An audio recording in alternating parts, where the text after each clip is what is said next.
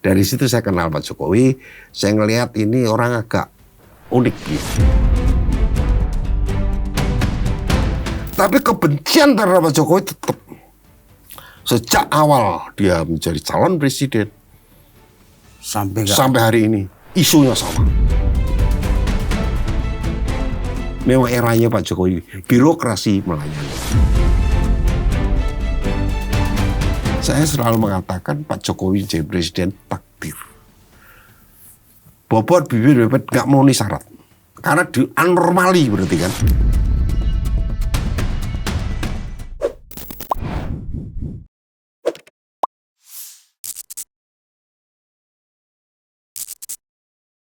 Pemirsa, selamat datang lagi di On the Table, di meja besar ini. Dan hari ini kita akan mendengarkan sebuah cerita yang sangat menarik tentang seorang tokoh yang ceritanya seolah tak pernah habis. Dan beliau adalah Presiden ke-7 Republik Indonesia, Bapak Joko Widodo. Selama ini hampir 2 tahun beliau tidak lagi menjabat sebagai Presiden Republik Indonesia secara struktural, tapi kan sebutannya tetap Presiden ke-7.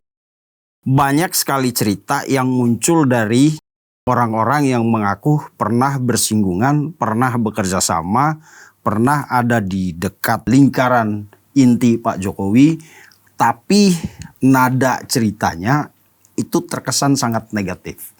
Banyak hal-hal yang disampaikan begitu vulgar di beberapa media mainstream maupun di media-media podcast yang menimbulkan kesan seolah-olah Pak Jokowi itu selama 10 tahun berkuasa melakukan tindakan-tindakan licik, tindakan-tindakan manipulatif dan bahkan disebut sebagai akar rusaknya demokrasi Indonesia. Maka tanpa berusaha untuk melawan cerita-cerita itu, saya hadirkan di studio ini seorang tokoh yang saya kenal. Beliau adalah benar-benar orang dekat ya Pak Jokowi. Beliau tahu benar siapa Pak Jokowi, bagaimana perjalanannya, seperti apa orangnya. Itu beliau ini orang yang akan bicara dengan saya hari ini, mengetahui Pak Jokowi dari dia belum siapa-siapa sampai kemudian menjadi Presiden Republik Indonesia. Untuk itu kita sapa Pak Kris Budiarto. Ya, Budiarjo. Pak Kris Budiarjo ini kalau di ruang publik dikenal sebagai Ketua Rumah Kreasi Indonesia Hebat. Tapi akan banyak nanti dari cerita beliau, pemirsa akan bisa menyimpulkan beliau ini siapa sebenarnya. Selamat datang Om Kris, saya panggil Om. Ya, boleh. Om Kris, beliau kondisinya sebenarnya lagi tidak sefit zaman sefit dulu ya Om ya. Ya tapi waktu itu muda, sekarang udah tua. Waktu muda ya. Tapi sekarang demi cerita ini yang menurut saya ini sangat penting, beliau menyempatkan hadir di studio kita. Sekali lagi terima kasih Om Kris. Kita mau mendengar cerita dari sahabat atau orang terdekat Pak Jokowi yang tahu benar cerita tanpa menambahkan, mengurangi, dan saya percaya Om Kris bisa membagikan cerita itu kepada kita. Karena itu kita biar runut ceritanya. Tadi kita sudah ngobrol, saya malah ternyata banyak yang kita tidak tahu tentang Pak Jokowi ini. Kapan kenal Pak Jokowi dan bagaimana peristiwa ceritanya? Saya kenal, saya dulu. Saya bukan terdekat. Dekat boleh, tapi tidak. Oh iya, terdekat tuh Kaisang, Gibran gitu ya. Sama Bu Irian. Pak Kris orang dekat. Ya, saya kenal beliau. Beliau kenal saya, itu aja ya. Saya kenal beliau itu tahun 2006. Waktu itu saya panitia HKSN sebagai pengarah acara dari kegiatan nasional, event nasional yang dihadiri oleh Presiden, dan itu HKSN tahun 2006 itu awal kembalinya HKSN yang selama era Gus Dur dibubarkan Kementerian Sosial dan kemudian Bu Mega dihidupkan kembali Kementerian Sosial. HKSN tidak pernah ada. Adapun hanya sebagai hari sosial yang hanya dilaksanakan kementerian. Nah, ini awal dikembalikan ke rakyat. Jadi HKSN itu diselenggarakan bersama masyarakat dan pemerintah. Itu zaman Pak SBY. Ya. Jadi tahun 2006. 2006. Itulah saya kenal. Karena pertama kali itu dilakukan di Solo, Pak Jokowi adalah tuan rumah. Waktu itu beliau wali kota. Wali kota, saya deket. Nah, dari situ saya kenal Pak Jokowi. Saya ngelihat ini orang agak unik gitu. Kok ini unik banget nih. Dan kemudian beliau presentasi kepada Pak SBY. Nggak ada wali kota presentasi itu. Pak Jokowi presentasi kayak marketing, kayak sales saya. Apa yang dipresentasikan? Program. Jadi program Pak Jokowi itu tentang bagaimana membangun Solo dipresentasikan kepada siapa-siapa, kepada masyarakat juga, kepada presiden sama bentuknya. Bagaimana masyarakat bisa terlibat dalam pembangunan, bagaimana masyarakat itu terentaskan kemiskinannya, teratasi kesulitannya dan sebagainya. Programnya apa? Intervensi apa yang harus dilakukan oleh pemerintah, pusat, provinsi atau daerah. Lah, peran-peran ini, tulisan ini camik banget dibikin oleh Pak Jokowi. Lah, Pak Jokowi minta waktu kepada Pak SBY. Saya juga heran ini wali kota ini. mati banget. Bukan gubernur. Wali kota. Enggak, bahasa presentasinya itu ngeri kali kan. Waktu itu enggak umum lah. Presentasi wali kota langsung presentasi presiden. Menteri oke lah. Ini langsung ke presiden. Nah, akhirnya saya ikut bantu-bantu ngatur lah kira-kira begitu. Karena saya pengarah acara dan semua. Saya nggak tahu juga waktu itu kenapa protokol kepresidenan setiap gerak dan langkah presiden selalu koordinasi sama saya. Padahal saya cuma mengarah acara. Posisi saya waktu itu sebagai panitia nasional gitu. Bidang acara puncak merangkap ke arah acara. Gitu. Apa yang menarik dari presentasi itu? Pertama kali Om Kris lihat ini wali kota presentasi depan presiden, pede banget. Detail. Presentasinya detail apa yang dilakukan dan ketidakmampuan wali kota mengatasinya apa. Jadi dia merasa saya bisa bukan begitu. Ini yang perlu dibantu oleh pemerintah provinsi, ini yang harus diintervensi oleh pemerintah pusat. Bahkan presiden atau menteri. Jadi tolongin gua dong, kira-kira gitu. Bantuin gua dong, anggaran gua kecil dong. Kayak marketing aja. Jago juga itu orang. Nah mungkin ini karena orang swasta ya. Dan orang itu menganggap aneh di era itu. Apalagi kalau birokrat kan nggak wajar, nggak umum lah. Dan presentasinya ya kayak sales itu. Tapi cocok juga di pejabat harus seperti ini. Kan begitu sih. Makin ke atasan. Detail, atasan detail. Bahwa sesuai dengan tupoksi presiden, menteri itu adalah ini, gubernur adalah dengan pemerintah provinsi ini, kemampuan daerah seperti ini. Karena fiskalnya kecil sekali. Nggak mungkin seorang wali kota mampu, walaupun otonomi ya waktu itu, mampu menyelesaikan masalah-masalah sendiri. Nggak akan mampu. Nah ini Pak Jokowi terus terang menyampaikan hal itu kepada presiden. Hebat kan? Di era itu hebat. Zaman itu. Nggak tahu sekarang ada apa enggak orang seperti itu. Dan apa reaksi Pak SBY waktu itu? Ada yang di... Oh ya, bagus. Dan memang kemudian ada bantuan-bantuan mengalir ke Solo. Ya, terutama para menterinya ya. Kementerian Sosial tentu. Karena saya dekat dengan Kementerian Sosial ya tahun kemudian ya walaupun nggak besar kita intervensi juga anggaran. Bantuan anggaran ke mensukseskan program Pak Jokowi. Sebagai orang yang waktu itu sudah ada dalam pemerintahan Pak Kris yang dekat dengan pemerintahan. Dekat dengan pemerintahan. Apa tadi abang bilang berkuasa tanpa tahta? Bekerja tanpa SK. Intinya ada tiga instansi kementerian lah waktu itu ya, yang dekat lah. Mas Kris dekat. Kemudian waktu presentasi itu, kalau Mas Kris secara pribadi apa yang tertarik dari program-program yang dia sampaikan? Tidak sosial, populis ya, kebijakan-kebijakan populisnya. Jadi kebijakan populis yang kemudian mewarnai kehidupan Pak Jokowi, perjalanan Pak Jokowi baik gubernur presiden, itu sudah dimulai dari wali kota. Ada 3 hal yang menarik ya. Lainnya sih bagus, tapi ada 3 hal. Pertama adalah bagaimana UMKM berkembang. Yaitu revitalisasi pasar. Pasar yang kumuh harus di-create menjadi pasar yang menarik perhatian. Tidak kalah dengan mall, kira-kira gitu. Dalam perjalanan mungkin kalau kita sekarang ke Solo, kita banyak melihat pasar-pasar tradisional itu ada orang gambarannya bukan rumah ada kalau musik di tengah-tengah itu ada di Solo itu. Jadi warna kehidupan pasar itu kan salah satu ya wujud dari bagaimana masyarakat berinteraksi. Itu yang diperbarui oleh Pak Jokowi. Memang bertahap. Tapi sampai 7 tahun beliau mimpin di Solo, saya lihat setiap saya kesana saya lihat pasar. Nah ini salah satunya pasar. UMKM. Ya. Bagaimana agar pasar ini masyarakat bisa menempati dengan pasti tetap bayar karena tidak ada gratisan, ada. Tetap bayar, yang nggak mampu dimodalin, intervensi. Ya dulu kan belum top seperti KUR zaman sekarang ya.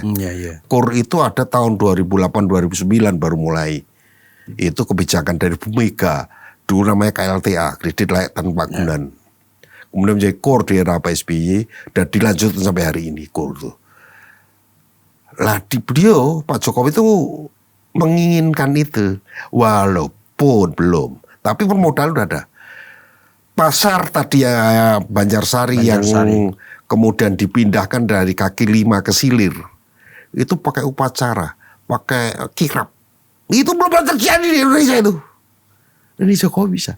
Jadi ada seremonialnya. Itu yang waktu itu jadi cerita menjadi viral. Iya, viral sekali. Viral sekali. Karena di saat banyak orang memindahkan PKL ke pasar itu kan biasanya penggusuran biasanya dengan kekerasan. Ini enggak ada. Malah upacara dia. Upacara. Dan itu diselesaikan di meja makan. Jadi 50 lebih kali makannya Pak Jokowi. Bolak-balik ngobrol sama mereka ya. Di pasar itu? Ya dimanapun, kadang-kadang di kantor wali kota, di ini. Saya menurut ceritanya, karena saya orang Jakarta waktu itu nggak tahu kan. Saya tanya-tanya aja kepada para pedagang gitu. Nah di situ pindahlah dia ke pasar Silir. Dikasih izin resmi plus permodalan. Ada nggak? Nggak ada. Waktu itu ya, kalau era sekarang udah biasa.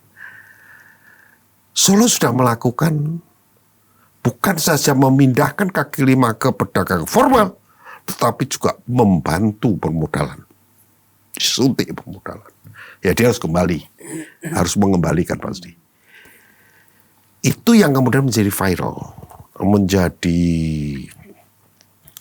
mungkin salah satu alat jualan teman-teman sehingga beliau menang di Jakarta. Karena kaki 5 di Jakarta, pasar di Jakarta, itu semerawutnya bukan main era itu ya. Era 2012.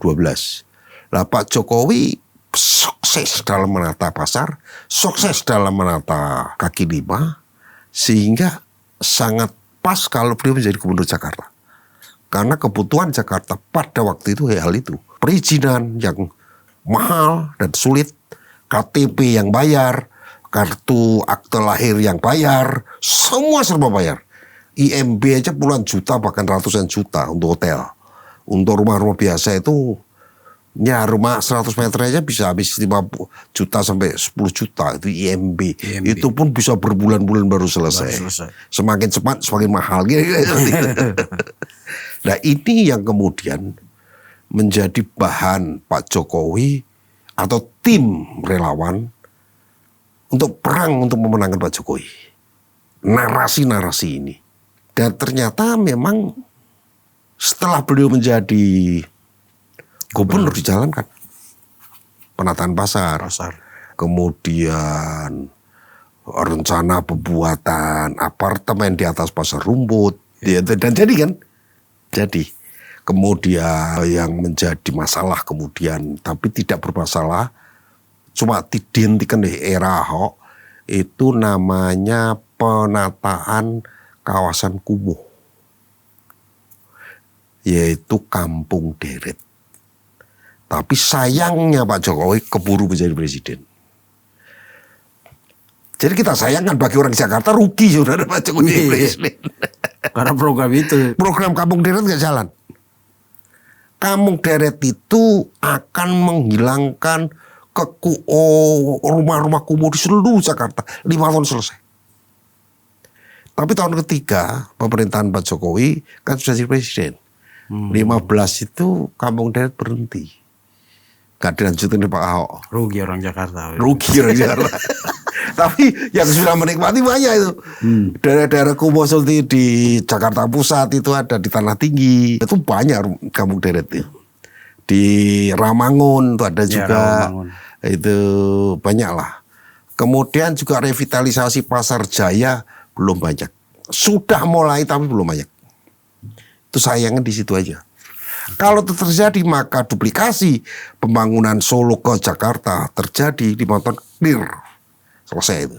Saya sayangnya cepat jadi presiden. Oke, nanti kita akan ceritakan bahwa ada kemudian beberapa program unggulan Pak Jokowi yang sudah dijalankan di Solo dan kemudian diangkat ke skala nasional ketika beliau jadi presiden. Nah, tadi Om Kris bilang yang relokasi pasar itu, revitalisasi pasar Solo itu, yang dari Banjarsari ke Silir dan Silir itu Pelacuran. Kompleks Pelacuran. Kompleks ini ya, Pelacuran. Besar sekali kayak kalau di Jakarta di mana ya? Karamatungga. Kalijodo. Keramatungga. Oh, Keramatungga. Keramatungga.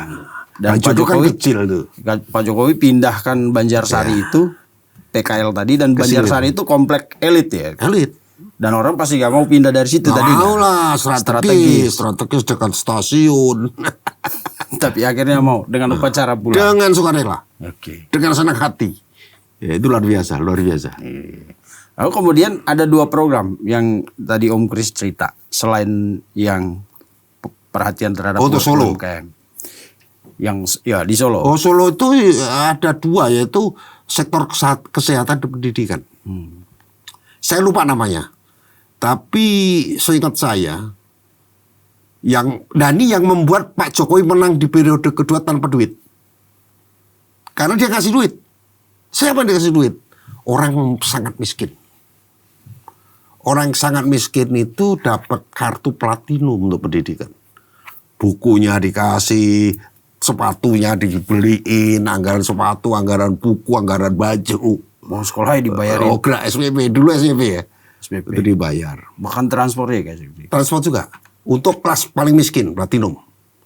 Nah, terus agak miskin tapi tidak terlalu harus gold. Saya nggak tahu ukurannya, dia yang tahu lah. Ada aturannya. Itu dinas sosial setempat ya waktu itu.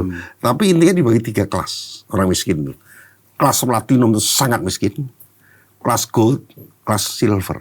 Beda-beda ini. Terbalik boleh. Terbalik. Kita kalau platinum tuh yang paling kaya, ini paling miskin. Yang paling miskin dikasih kartu platinum. Untuk kesehatan sama. Kalau platinum itu semua dibiayai. All access lah itu ya. Full access. Platinum. Tapi orang paling miskin. Makanya saya bilang, dia gila nih orang ini. Saya bilang gitu. Waktu itu saya terus terang aja, ini gila wali kota di Jokowi, ini gila. Dia bilang gitu. Orang paling miskin dikasih kartu platinum. Tapi waktu itu aneh gitu ya. Tapi ya itu faktanya. Di samping itu dia suka juga bayari pakai uang pribadi. Kan biasa orang sering datang. Kan tidak semua lolos dan lulus di dalam diberikan dana-dana ini kan. Oh, ketika mengajukan proposal untuk dana misalnya kredit ringan misalnya, tidak semua lolos kan. Bukan yang miskin yang sekolah tadi. Kadang-kadang ada aja orang datang minta bantuan, biaya kurang lah, inilah adanya. Orang Solo kan banyak orang miskin ya. Waktu itu ya. Sekarang ya mungkin juga banyak ya. Suka dibantu pribadi lah. Pakai anggaran gaji dia juga. Makanya kebiasaan karena orang Solo waktu itu tidak semua orang kaya. Tidak semua kaya, bukan berarti semua itu darah orang termiskin, nggak juga. Tapi banyak orang miskin, ya. Tahun-tahun 2000-an siapa sih nggak miskin? Ya terdampak 98 kan. Terus berkembang.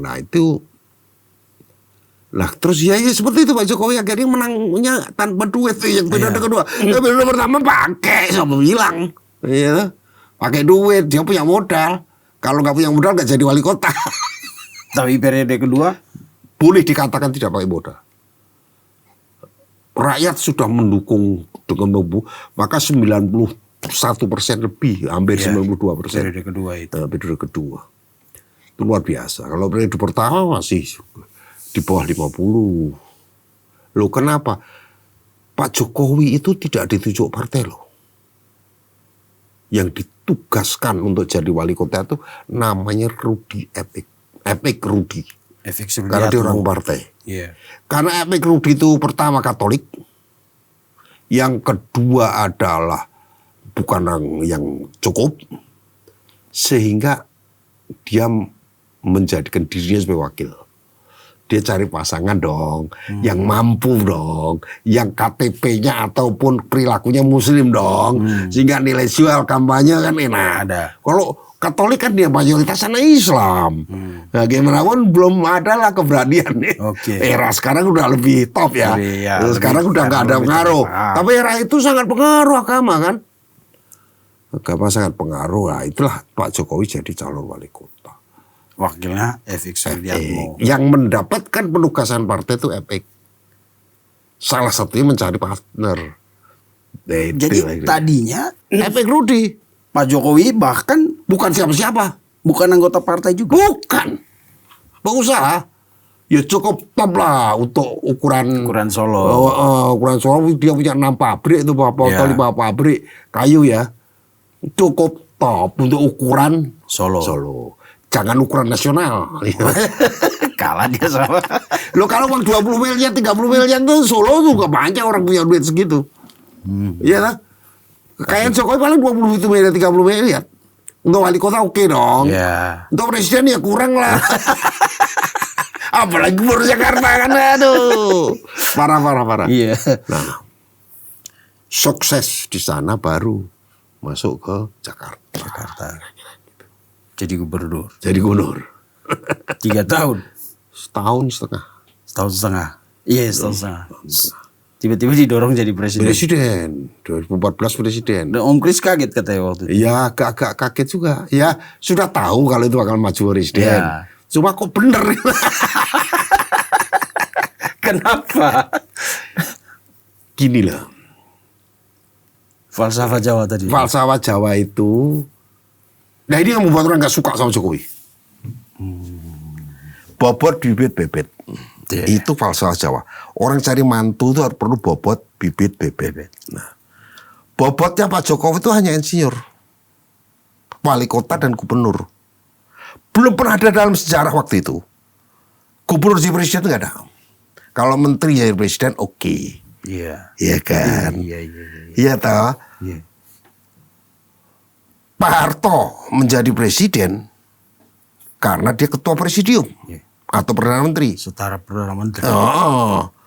Kalau Gus Dur ketua NU semua orang tahu lah, dan dia dipilih MPR. Bu Mega kita juga oke. Gus Dur orang kiai besar. Tapi Bu Mega nggak dipilih loh jadi presiden, wakil loh cuma. Menjadi presiden setelah jadi wakil kan. Iya. Jadi wakil jadi presiden wajar. Iya. Iya kan? Karena Gus Dur masih ada dilengsarkan lah waktu itu. kalau dilengserkan kan apapun alasannya. Habibie juga, SBY juga. Pak SBY bobotnya dia seorang jenderal. Iya kan? Iya. Kemudian terakhir dokter lah. Dokter. Lah ini insinyur menggantikan dokter jenderal lagi yang digantikan kan nggak masuk lawannya Prabowo. Lihat dong Prabowo udah niat. Pak Prabowo kan hebat bobotnya. Jadi dari sudut bobot itu Jokowi sama Prabowo kan jauh banget. Pak Prabowo lulusan luar negeri, jenderal. Udah ikut pelatihan militer di mana-mana. Nah, kemudian bibit, nah bobot bibit. Bibit Jokowi anak siapa? Lu kalau lawannya Prabowo, kan gitu kan? Iya. Bibitnya jelas dia mantu presiden, anak menteri. Anak begawan ekonomi. Wah, bebet, status sosial, penampilan, wah Prabowo ganteng, jenderal, duitnya banyak, kan gitu. Ya. Bebet gitu. Pak Jokowi. Nah, Jokowi pakainya lusuh, nggak cetar ya, nggak cetar. Wah ini bagaimana nih? Modalnya pun dari mana tuh? Bingung kita, terus terang aja bingung. Sehingga tapi ya ini takdir. Saya selalu mengatakan Pak Jokowi jadi presiden takdir. Bobot bibir bebet nggak mau nih syarat. Karena di anormali berarti kan? Iya, abnormal ya. Abnormal. Ketua partai bukan? Enggak. Dia wakil ketua Dewan Pengurus Daerah PDI Perjuangan Jawa Tengah. wakil loh. Wakil ketua aja bukan. Itu provinsi. Nasional. Nah, kok jadi calon presiden kan kita bingung. Antara ya, walaupun kita tahu rakyat, tapi rakyat menganggap Jokowi adalah kita. Tapi kaum elit, kaum cerdik pandai, para profesor nggak suka. Terus terangnya nggak suka. Sampai hari ini. Mulai jadi munculnya Jokowi sampai hari ini, isunya sama. Tidak berbobot. Ya, soal buat, soal bibit, anak Cina lah, anak PKI lah. Macam-macam. Itu bibit kan? Bibit. Ya, tapi bibitnya nggak jelas gitu. Ijazah palsu lah bobot. Insinyur nggak jelas gitu. Bobot kan. Ijazah nggak jelas.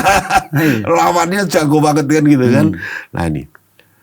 Bebet tampilannya sederhana. Deso. Plunga-plungu. Loh ini fakta. Lawannya seorang yang wah ya tuh.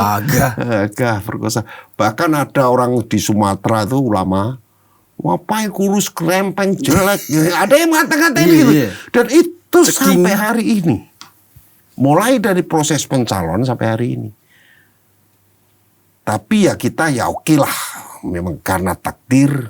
Dan kita sudah siap-siap. Saya tuh membuat rumah koalisi Indonesia Baru pada waktu itu sudah se-Indonesia. Siap-siap. Ya nggak tahu. Iseng-iseng aja. Teman-teman betul ada di Jawa Tengah, ada di Jawa Timur, ada di Kalimantan, ada di Aceh dan sebagainya. Rumah koalisi Indonesia Baru. Begitu Pak Jokowi ditetapkan calon, kita diundang semua makan malam untuk mengumumkan dirinya mendapat penugasan. Saya pamer dong, wah saya mau bikin ini. Oh jangan, ganti barunya, berarti apa? Hebat. Di rumah koalisi hebat. Ya, tanda tangan, bukan ide saya Pak Jokowi tanda tangan. Nah, itu keluarnya rumah koalisi Indonesia. Rumah koalisi Indonesia hebat. Cuma nggak tahu tuh arsipnya di mana fotonya saya ketemu. Waktu Pak Jokowi tanda tangan di rumah koalisi Indonesia hebat di apa tuh?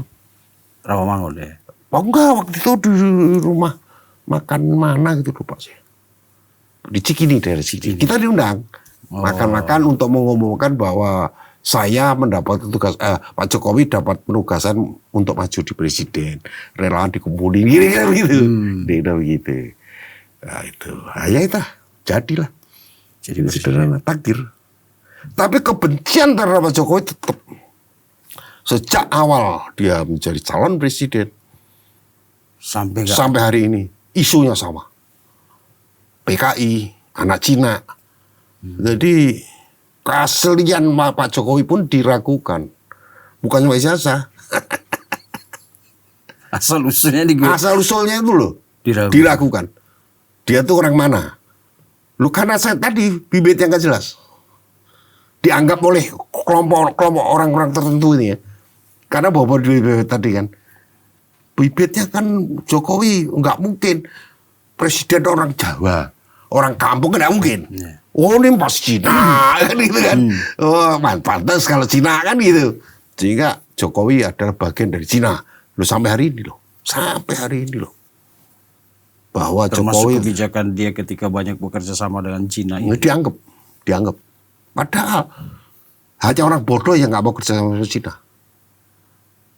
Karena negara maju di dunia ya, kita nggak ngomong di Asia ya, itu Cina yang sedang maju progresnya ya. Dan hampir semua negara mau bekerja sama Cina. Oh Amerika aja begitu, apalagi kita.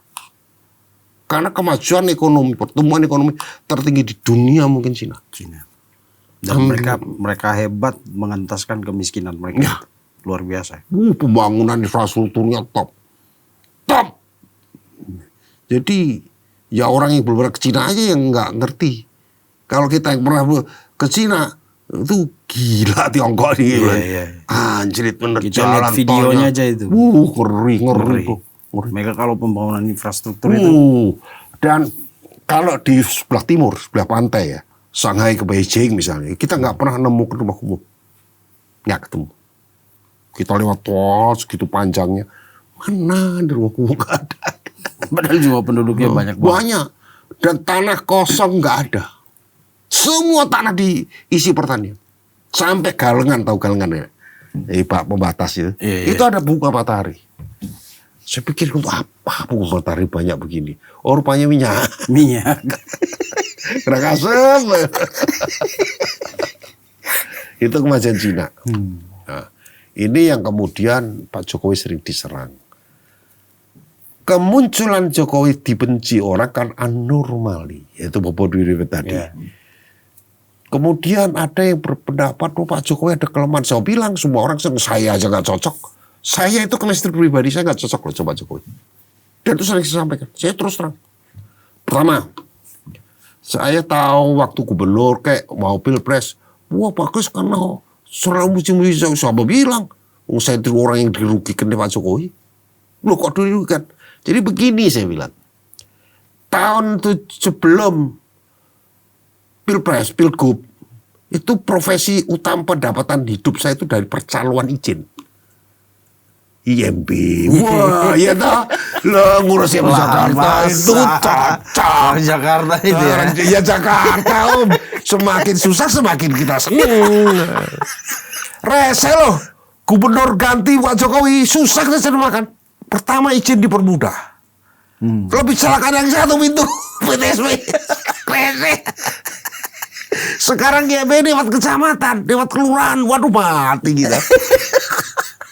Kalau dulu kalau nggak lewat apa namanya tata kota nggak bisa. Dan di situ Om bermain. Di situ main. Calon begitu Pak Jokowi masuk. Mati kita, mati. Tapi ya mau apa? Ya untuk masyarakat kan. Jadi kalau dibilang diuntungkan, ya harus alih profesi. Alih profesi. Dari calon presiden ini yang lain. Jadi saya bilang kita diuntung enggak juga. Ya. Cuma saya nggak benci karena ini untuk kepentingan masyarakat kan gitu. Nah, kemudian saya orang yang suka merokok, Pak Jokowi nggak suka. Saya suka minum, Pak Jokowi nggak. Maka Solo normali. Orang Solo itu di usia-usia Pak Jokowi, usia saya gitu ya. Saya kan nggak beda jauh sama Pak Jokowi. Walaupun tua saya. Bahwa kebiasaan minum, judi perempuan itu biasa. Anak-anak muda daerah itu ya. Anak Solo itu biasa. Kita tuh kalau ada orang kematian, itu selalu main domino. Judi. Domino. Main bola itu ya. Enggak judi. Ya, domino. Domino kartu. Biasa. Untuk bantu. Keluarga yang meninggal. Keluarga berduka. Jadi orang meninggal bukan doa gitu. Judi.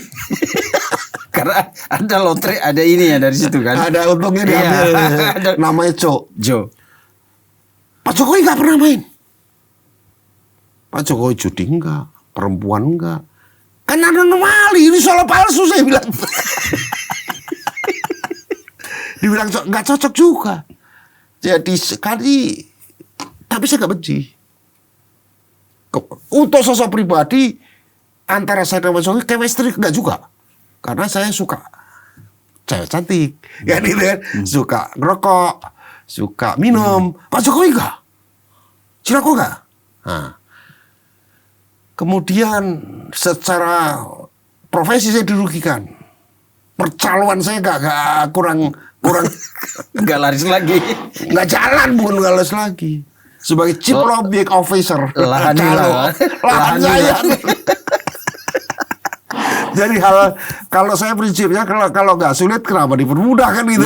Ini nggak semua dipermudah saya benar gubernur nih.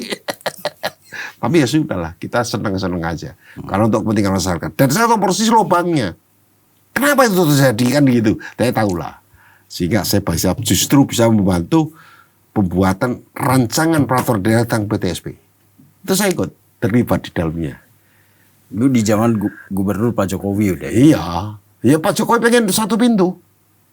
Izin itu satu pintu aja. Jangan koordinasi-dasi. Lalu lu enggak om. Bikin izin apa juga 11 instansi kita datang satu-satu. Semakin banyak semakin asik gitu. Sehari instansi ongkosnya lumayan. Semakin cepat. Biasanya kan untuk izin prinsip aja itu 4-5 bulan, ya 6 bulan. izin bener, itu normal, itu 7 bulan, 8 bulan, normal tuh, itu wah, top. Ya kan? Lah sekarang 2 bulan selesai ya, Jokowi kurang ajar gimana kan nih punya pasien ini kan. Tapi ya sudahlah, nggak masalah lah itu. Ya mengurangi pendapatan ya, jelas enak era sebelum Pak Jokowi lah. Kalau nyari dunia percaloan izin ya. Nah, dari presiden lebih susah lagi. Nyaloknya sekarang susah. Dibikin PTSP di BKPM, perizinan di SDM kurangi, waduh macam-macam. Padahal semakin sulit izin, semakin untung calo. Gitu kan? Ya. Nah, sekarang agak susah. Nyari celah percaloannya susah. Semua orang bisa. OSS lah, inilah, aduh. Udahlah. Memang eranya Pak Jokowi. Birokrasi melayani. Ya itu yang dipahami betul oleh Pak Jokowi. Untuk kebijakan umum yang bagus Pak Jokowi. Lah kenapa orang terus benci Jokowi kan gitu kan? Itu tadi, pertama anomali kemunculannya. Yang paling membuat iri dan dengki orang, sudah dia nggak jelas jadi presiden, ya toh? Iya kan? Plonga-plongo, dianggapnya wong desa, ya. Tiba-tiba punya anak jadi wali kota. Punya mantu jadi wali kota juga, kurang ajar kan? Lo ini bagi orang benci kan begitu. Kalau saya iri, anjrit. Ya toh? Sekarang ketemu lagi anaknya satu. Wih, terakhir ketua umum PSI lagi kurang ajar lagi. Ini lawan-lawan politik yang benci tadi. Tambah benci gak? Tambah dengki lah. Yang orang namanya orang iri gimana sih? Coba bayangkan, gimana kita nggak iri? Kita saja deh. Cuma tingkatannya beda-beda. Dia presiden, punya anak 3. Mantu loh, punya mantu loh. Presiden 3-tiganya mantu. Coba, Gibran, mantu presiden. Anak keduanya Kahiyang, mantu. Iya kan? Yeah. Waktu itu kan bukan wali kota. Bobi bukan wali kota loh, orang biasa loh. Yeah. Terus Kaisang mantu. Dia punya 3 anak. Semua clear selesai. Tugas sebagai orang tua selesai. Iya dong, kalau udah mantu kan selesai. Yeah. Tugas sebagai pemimpin negara juga. Ini pribadinya dulu aja yang nyebelin. Loh, iya loh. Tidak gini, ada kebiasaan masyarakat kita yang susah melihat orang lain senang. Senang melihat orang lain susah. Ini budaya loh. Hati-hati. Jadi sampean sukses, belum tentu saya suka loh. Yang pasti suka, belum tentu. Kita nggak ada hubungan. Sekali, 2 kali interaksi, tiba-tiba sampean sukses, suatu saat ketemu, ada rasa jealous. Ada rasa gak suka. Anjir deh, Vincent bisa beli mobil. Mobil bagus lagi. Mobil bagus lagi. Dapat cash lagi. Cacok dari mana ini dapat duit? Cash lagi. Udah mobil bagus, cash lagi. Dapat duit dari mana ini? Nipu siapa ini? Kan gitu kan. Padahal susahnya kan kita nggak tahu susah Anda. Iya kan? Dari Jokowi juga sama. Wong kampung, desa jadi presiden 3-tiganya mantu di saat dia presiden. Orang yang biasa iri, wajar kan? Wajar. Biasa. Nah, terus satu. Itu yang buat orang gak suka sama Jokowi. Tambah gak suka. Udah gitu, yang paling menyebelin banget. Ya. Yang anak wali kota tadi. Lah kok jadi wakil presiden, kurang ajar gak? Yang dicitrakan orang tuh sama kayak bapaknya. Pelangga-pelongo, nggak ngerti apa-apa. Jadi wakil presiden. Makanya kemudian dicarilah cacat apa? Konstitusi. Emang dia yang bikin? Karena cacatmu dia negara yang bikin kan? Iya kan? Yeah. Negara diwakili oleh Mahkamah Konstitusi. Tapi tetap aja yang salah Jokowi. Iya gak? Karena rasa benci tadi. Dikondisikan katanya. Lah iya, apapun tuduhannya. Sudah itu ijazahnya nggak bener, nggak setara SMA. Nggak setara SMA. Apapun lah. Kita perlu ada, Gibran harus dijatuhkan. Secara konstitusional. Wah, ngomong konstitusi, sosok tahu konstitusi gitu. Dan itu nggak tanggung-tanggung. Itu perkumpulan purnawirawan. Sebagian. Ya. Tapi bukan purnawirawan resmi, bukan. Ya. Purnawirawan itu ada yang resmi, Ya kan yang resmi itu kayak PPAD, kayak Pepabri, Ada yang merasa ada forum-forum purnawirawan. merasa sefrekuensi aja. Ada. Tapi sebenarnya siapa sih kelompok yang paling benci Jokowi? Itu kan nggak pernah dipetakan orang. Ya. Kalau menurut saya, pertama itu yang dirugikan. Ya kayak Om Kris tadi ya dirugikan. Ya cuma saya nggak benci. Cuma nggak benci. Nggak benci, menyadari. Mawas diri. Ya udah kebanyakan kita ikut menikmati ya sudahlah. Ini saatnya udah selesai nih katanya. Harus ganti profesi. Di orang yang dirugikan. Ya, secara ekonomi. Oleh karena kebijakannya, oleh karena lain dan satu hal, secara ekonomi saya dirugikan. Atau saya menyatu dengan orang yang dirugikan, kan wajar kan? Atau dari di era Pak Jokowi sial, rugi. Jadi belum tentu dirugikan kebijaksanaan, tapi rugi di era Jokowi. Sehingga kita salahkan Pak Jokowi. Itu biasa dalam kehidupan hidup manusia ini. Usaha saya susah di zaman ini. Yang disalahkan presiden, daripada nggak ada hubungan. Iya kan? Biasa. Mungkin manajemennya salah. Ya, Feng Shui-nya nggak pas, guys. Kita ini tidak pernah mawas diri, salah saya di sini. Lebih sering harus mencari kambing hitam, ini disebabkan orang lain.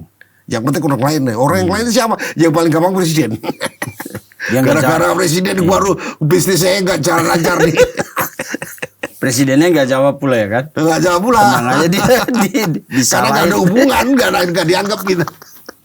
Jadi ini yang kadang-kadang kehidupan kita ini aneh, tapi nyata. Itulah faktanya. Tapi apakah yang dibenci oleh Jokowi? Kan enggak. Presiden siapa yang disenangi oleh 100% bangsa ini? Enggak ada. Nggak ada. Soekarno emang 100% bangsa kita suka. Nyatanya dijatuhkan kok. Berarti ada yang enggak suka. Eranya beda kalau sekarang media sosial. Dulu kan enggak ada. Hanya media-media aja kan. Coba kita cek media. Banyak orang yang anti Soekarno lah, demo lah, ini ada. Pak Harto juga begitu. Ya dah, Habibie yang cuma 1,5 tahun aja nggak disenengin. Hanya 1,5 tahun loh Habibie. Gus Dur dijatuhin. Megawati sama, emang 100% suka. Kalau suka menang pemilu dia. Begitu maju lagi. Maju presiden. Setelah menggantikan Gus Dur. Gus Dur maju bener pemilihan rakyat, kalah sama SBY. SBY yang menangnya mutlak 60%. Emang suka rakyat? Enggak juga. Dijelek-jelekin juga, dikebu-kebuin lah, inilah, itulah. Betul nggak? Betul. Nah, jadi inilah apa ini? Saya juga kadang-kadang mikir, apa budaya ya? Tadi senang melihat orang yang susah, susah melihat orang senang. Jadi biasa. Jadi kalau ada orang sekelompok orang yang sekarang anti Jokowi, biasa. Pak Jokowi juga nanggapinnya biasa. Jadi jangan kemudian dianggap, wah kasihan Pak Jokowi. Enggak. Kalau nggak ada orang ngejelek Pak Jokowi, Jokowi nggak bisa jadi presiden kok. Karena banyak orang ngejelek Pak Jokowi menang. Dan kemenangan itu membuktikan bahwa cerita jelek yang mereka sampaikan itu tidak dipercaya oleh masyarakat. Tidak dipercaya. Itu kan gampang kan. Justru menaikkan citra Pak Jokowi. Bukan merugikan. Kita minum dulu. Bagaimana mungkin kalau pejabat-pejabat internasional, duta besar dan sebagainya disetting untuk ketemu Jokowi? Kan nggak masuk akal. Pasti kita pengen ekspresi mengedepankan estetika. jelas tadi mendengarkan